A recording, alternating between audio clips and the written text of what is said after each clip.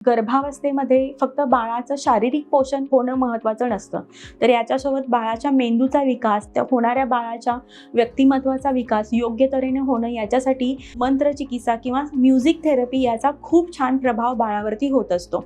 कारण आई ज्या पद्धतीनं तिचं बिहेवियर असतं ते सगळं बाळ गर्भावस्थेमध्ये ॲब्सॉर्ब करत असतं.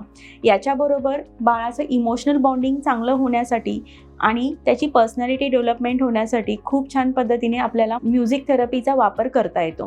त्याचसोबत जर आपल्याला आपला स्ट्रेस कमी करायचा असेल प्रेग्नन्सीमध्ये, तर याच्यासाठी सुद्धा म्युझिक थेरपीचा खूप छान उपयोग होतो. याच्यामध्ये तुम्ही काही शास्त्रीय संगीत आहेत ते ऐकू शकता. याच्यामध्ये काही वेगळ्या प्रकारचे राग आहेत, राग भैरवी आहे किंवा वेगळ्या प्रकारचे जे काही राग सांगितलेले आहेत, 9 पद्धतीचे राग सांगितले आहेत, ते गर्भाच्या पहिल्या तिमाहीमध्ये, दुसऱ्या तिमाहीमध्ये, तिसऱ्या तिमाहीमध्ये तुम्ही वेगवेगळ्या पद्धतीने या रागांचा समावेश करून बाळाची ब्रेन डेव्हलपमेंट चांगली करण्यासाठी याचा सुद्धा तुम्ही वापर करू शकता. याचसोबत जे काही वैदिक मंत्राज आहेत त्यांचा सुद्धा तुम्ही दिवसाच्या ठराविक वेळी यांचा वापर करून तुम्ही याचा छान पद्धतीने बाळाच्या इमोशनल आणि मेंटल डेव्हलपमेंटसाठी तुम्ही वापर करू शकता.